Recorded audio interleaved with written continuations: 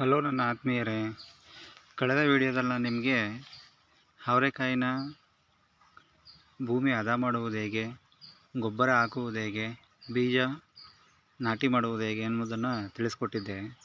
ಈ ವಿಡಿಯೋದಲ್ಲಿ ನೋಡಿ, ಆಲ್ರೆಡಿ ಈಗ ಒಂದು 3 ರಿಂದ 4 ಬಾರಿ ನೀರು ಕೊಟ್ಟಿದ್ದೀನಿ. ಈಗ ನೀರು ಕೊಡೋದು ಹೇಗೆ ಅಂತ ಹೇಳಿದೆ ನಿಮಗೆ. ನೋಡಿ, ಪೈಪ್ ಕಾಣ್ತಾ ಇರ್ಬೋದಲ್ಲ ನಿಮಗೆ. ಈ ಥರ ಪೈಪಲ್ಲಿ ಪ್ರತಿಯೊಂದು ಪಟಗಳಿಗೂ ಕೂಡ ನೀರು ಹಾಯಿಸುವಂಥದ್ದು.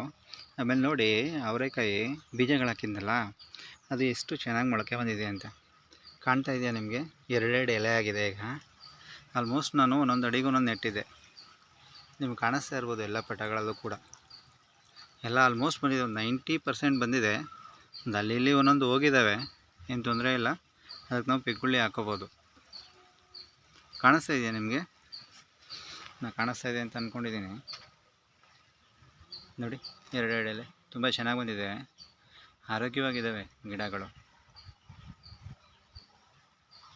ನಾನು ನಿಮಗೆ ಮುಂದಿನ ವೀಡಿಯೋದಲ್ಲಿ ಒಂದು 7 ರಿಂದ 8 ಎಲೆ ಬಂದಮೇಲೆ ಗೊಬ್ಬರ ಕೊಡುವುದು ಹೇಗೆ ಮತ್ತು ಜೀವಾಮೃತ ಕೊಡುವುದು ಹೇಗೆ ಎಂಬುದನ್ನು ತಿಳಿಸ್ಕೊಡ್ತೀನಿ ನಿಮಗೆ.